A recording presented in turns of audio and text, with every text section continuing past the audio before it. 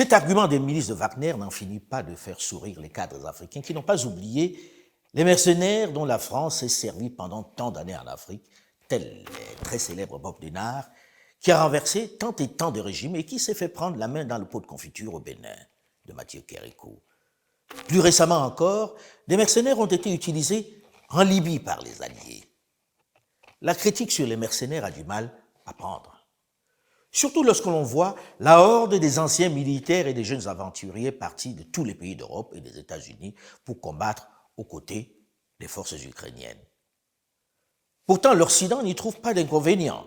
Ce sont visiblement les mercenaires du bien, contrairement aux affreux de Wagner qui symbolisent le mal.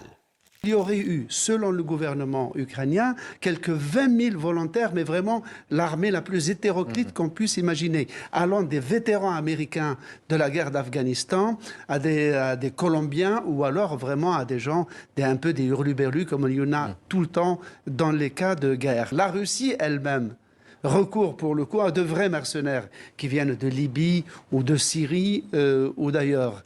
Soyons cohérents si l'on veut garder le contact avec la jeunesse africaine. Tenons compte du fait que, contrairement à leurs parents, ils ont accès à l'information et sont sans complexe. Ils ne croient plus au discours creux sur l'amitié.